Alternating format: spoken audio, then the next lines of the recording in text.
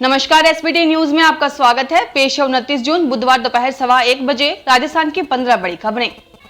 Lake city Udaipur में घटना के शिकार हुए कन्हैया लाल के परिजनों को 31 लाख के मुआवजे और परिवार के 2 सदस्यों को संविदा पर नौकरी दिए जाने की घोषणा की गई है। वहीं इस मामले में कन्हैया लाल और आरोपियों का समझौता करवाने वाले धान मंडी थाने के सहायक पुलिस उप निरीक्षक भवन लाल को सस्पेंड कर दिया है।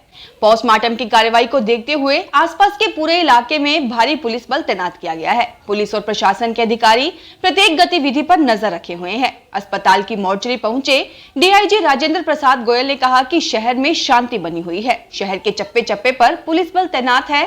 पुलिस के अन्य उच्चाधिकारी भी उदयपुर पहुंचे हैं। उदयपुर में कांड के आरोपी गौस मोहम्मद और रियाज जब्बार 170 किलोमीटर दूर राजसमंद जिले के भीम इलाके से पकड़े गए। इन हथियारों के पकड़े जाने का घटनाक्रम भी नाटकीय रहा। दोनों ने भागने की पूरी कोशिश की, लेकिन आखिरकार पुलिस के बिछाए जाल में फंस गए। हथियारों के पकड़े जाने का एक वीडियो भी सामने आया है। आरोपियों के हत्थे चढ़ते ही पुलिस ने उन्हें जमकर पीटा। अब के बरस मानसून की राह बड़ी मुश्किल है। आमतौर पर अब तक कश्मीर पहुंचने वाला मानसून 12 दिन से यूपी बिहार की सीमा पर अटका हुआ है। यह 17 जून को मऊ जिले के पास पहुंच गया था, लेकिन पाकिस्तान से राजस्थान के रेगिस्तानों से होकर आने वाली गर्म हवाओं के कारण आगे नहीं बढ़ पा रहा है। ऐसे पहले कर्नाटक में भी हो चुका है, जहां मानसून 10 दिन तक अटका रहा था। मौसम विशेषज्ञों के अनुसार बंगाल की खाड़ी में हवाओं का दबाव थोड़ा कम है। इस वजह से मानसून को आगे धकेलने वाली हवाएं नहीं चल रही हैं, लेकिन अब पश्चिमी हवाएं कमजोर होने लगी हैं और बंगाल की खाड़ी से हवाएं उठकर उत्तर पश्चिम की ओर बहनी शुरू हो चुकी हैं। इसलिए उम्मीद है कि अगले 2 दिन में मानसून आगे बढ़ना शुरू हो सकता है।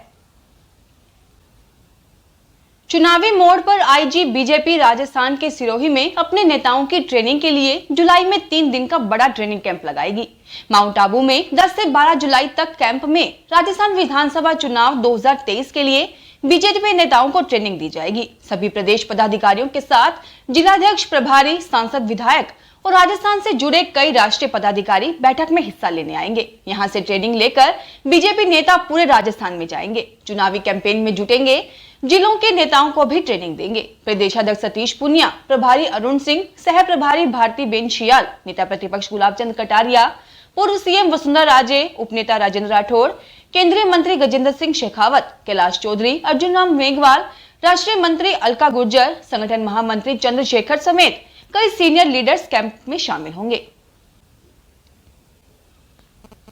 राजस्थान सरकार जल्द ही गिग वर्कर्स यानी ठेके पर काम करने वाले कर्मचारियों के लिए एक अलग प्रोविडेंट फंड पीएफ योजना लॉन्च कर सकती है।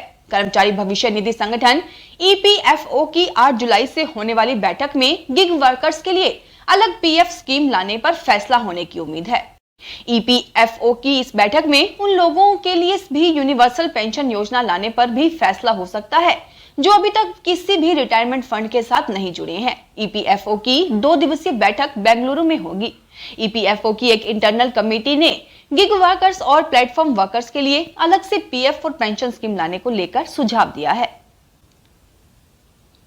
नागौर डिस्कॉम एईएन ऑफिस के एक कर्मचारी को नागौर एसीबी टीम ने लोड बनाने की एवज में रिश्वत लेते रंगे हाथों गिरफ्तार कर लिया।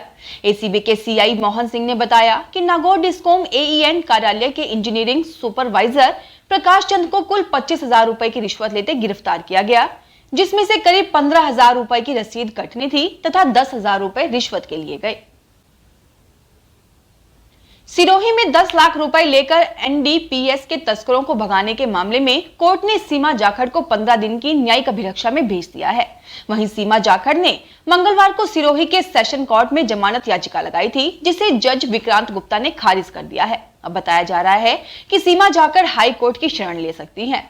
सिरोही जिले की पुलिस टीम ने जोधपुर में सीमा जाखड़ को अपने पीहर जाते वक्त गिरफ्तार कर लिया था। गिरफ्तार करने के बाद उन्हें सिरोही के कोर्ट में पेश किया गया। अब सेशन कोर्ट ने सीमा जाखड़ को 15 दिन की न्यायिक हिरासत में भेज दिया है। वहीं न्यायिक हिरासत में लेने के बाद में सीमा जाखड़ को जोधपुर में 15 दिन के लिए रखा जाएगा। चित्तौड़गढ़ और प्रतापगढ़ के पशुपालकों के लिए अच्छी खबर है। चित्तौड़गढ़ प्रतापगढ़ डेयरी संघ की ओर से इसके लिए नवाचार किया जा रहा है। संघ की ओर से नया मिल्क पाउडर प्लांट बनाने का प्रस्ताव लिया गया है। Rajasthan cooperative dairy federation limited का अप्रूवल मिलते ही प्लांट का काम शुरू हो जाएगा। इसके लिए संघ ने जमीन भी सिलेक्ट कर ली है। डेयरी चेयरमैन बद्रीलाल जाट ने बताया कि बोर्ड मीटिंग में चित्तौड़गढ़ संघ ने एक फैसला लिया है। अभी तक चित्तौड़गढ़ संघ का कोई भी पाउडर प्लांट नहीं है। सीजन में दूध बढ़ता है लेकिन मार्केट में सेल कम हो जाती है। उस समय शादी ब्याह और धार्मिक आयोजन कम हो जाते हैं। इस कारण से सेल डाउन हो जाती है। सेल डाउन होने के कारण दूध काफी मात्रा में बच जाता है, जिसे हम दूसरे संघों को बेचते हैं। उदयपुर में लंबे समय से अवकाश और विवादों में चल रहे सुखाड़िया यूनिवर्सिटी के कुलपति प्रोफेसर अमेरिका सिंह की जगह प्रोफेसर IV त्रिवेदी को कुलपति बना दिया गया है। प्रोफेसर IV त्रिवेदी को सुखाड़िया यूनिवर्सिटी का अतिरिक्त चार्ज दिया गया है। Professor Trivedi tribal university Banswara के कुलपति हैं। अमेरिका सिंह 19 अप्रैल के बाद से लगातार अवकाश पर चल रहे थे। ऐसे में राजभवन ने आदेश जारी करते हुए अग्रिम आदेशों तक स्टॉप गैप अरेंजमेंट के तहत IV त्रिवेदी को कुलपति बनाया है। प्रोफेसर IV त्रिवेदी इससे पहले 2 बार सुखाड़िया यूनिवर्सिटी के कुलपति रहे हैं। प्रोफेसर त्रिवेदी 2010 से 2016 तक यूनिवर्सिटी के कुलपति रह चुके हैं। राजस्थान के सवाई माधोपुर में विश्व विख्यात रणथंभौर नेशनल पार्क में 30 जून से 3 महीने के लिए बंद होने के कारण पार्क में इन दिनों बड़ी संख्या में पर्यटक पहुंच रहे हैं। टाइगर सफारी के लिए रणथंभौर में सीजन के इन आखिरी 3 दिनों में पर्यटकों के बीच टाइगर साइटिंग को देखने की होड़ मची हुई है। टाइगर सफारी के लिए ऑनलाइन बुकिंग को देखते हुए यह अनुमान लगाया जा रहा है कि करीब 4000 पर्यटक इन 3 दिनों में रणथंभौर नेशनल पार्क में टाइगर सफारी का आनंद उठा सकेंगे। भरतपुर में स्थित केवला देवी राष्ट्रीय उद्यान में गत माह हुई वन्यजीव गणना में सर्वाधिक संख्या चीतल व नील गायों की सामने आई है, जबकि बयाना उपखंड स्थित बंद बारेठा अभयारण्य में सियार, नीलगाय व मोर अच्छी संख्या में दिखाई दिए। अभयारण्य में लोमड़ी व भेड़िया भी नजर आए, जबकि घना में इनकी संख्या 0 दिखी। घना में गत दिनों चीतलों को दूसरे पार्कों में शिफ्ट किया गया था। इनकी संख्या करीब 600 से अधिक है। इसके बावजूद अभी भी घना में इनकी संख्या सर्वाधिक है। शिंदे बुधवार को रेडिसन ब्लू होटल से कामाख्या मंदिर दर्शन के लिए पहुंचे थे। इस दौरान उनके साथ सभी बागी विधायक मौजूद थे। महाराष्ट्र की उद्धव सरकार के सामने आखिरकार फ्लोर टेस्ट की चुनौती आ ही गई। भाजपा नेता देवेंद्र फडणवीस ने मंगलवार रात अविश्वास प्रस्ताव की चिट्ठी राज्यपाल भगत सिंह कोश्यारी को दी थी। उसके बाद कोश्यारी ने गुरुवार सुबह विशेष सत्र बुलाने का ऐलान किया। उन्होंने कहा कि 30 जुलाई यानी गुरुवार को महाराष्ट्र विधानसभा में फ्लोर टेस्ट होगा। यह 11 बजे सुबह शुरू होगा और किसी भी हालत में 5 बजे से पहले इसे पूरा कर लिया जाएगा। प्रतापगढ़ के मिनी सचिवालय में मंगलवार दोपहर शहर के 0 माइल पर निजी स्कूल की बस के अचानक ब्रेक फेल होने से गाड़ी डिवाइडर से जा टकराई। गनीमत रही कि कोई बड़ा हादसा नहीं हुआ, लेकिन बच्चों में खौफ बैठ गया। इसी तरह नवंबर 2021 में 1, जनवरी 2021 में 2 हादसे स्कूल बस से संबंधित हो चुके हैं। वजह यही रही थी कि यह स्कूल बस लंबे समय से अनफिट चल रही थी। एक बस का तो पत्ता ही टूट गया था, जिस कारण वह अनियंत्रित होकर बिजली पोल से टकराई थी। स्कूल बस के हादसों का शिकार होने के मामले अमूमन सामने आते रहते हैं।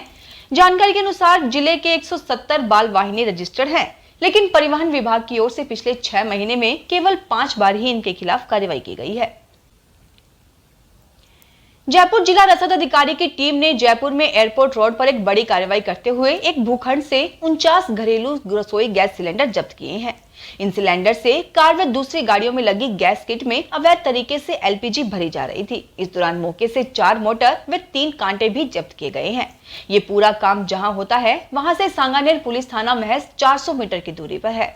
जिला रसद अधिकारी कुंतल विश्नोई ने बताया कि हमें एक शिकायत मिली थी कि एयरपोर्ट रोड पर टर्मिनल नंबर 1 के सामने एक मकान में रसोई गैस सिलेंडर का अवैध स्टॉक रखा जाता है।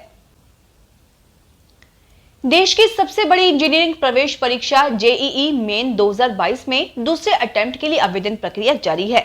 आवेदन की अंतिम तिथि 30 जून रात 9 बजे तक की है। दूसरे अटेम्प्ट की परीक्षा 21 से 29 जुलाई के मध्य संपन्न होगी।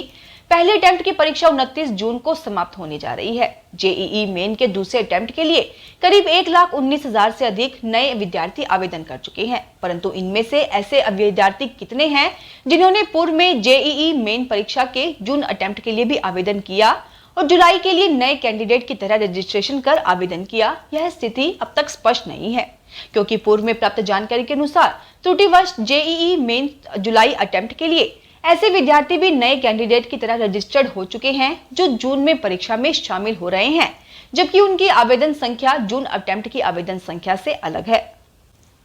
फिलहाल इस बुलेटिन में इतना ही, फिर हाजिर होंगे और बड़ी खबरों के साथ। अगर आप भी अपने आसपास की छोटी बड़ी और महत्वपूर्ण खबरों से अपडेट रहना चाहते हैं तो सब्सक्राइब कीजिए हमारे चैनल SPT न्यूज को और प्रेस कीजिए बेल आइकन पर।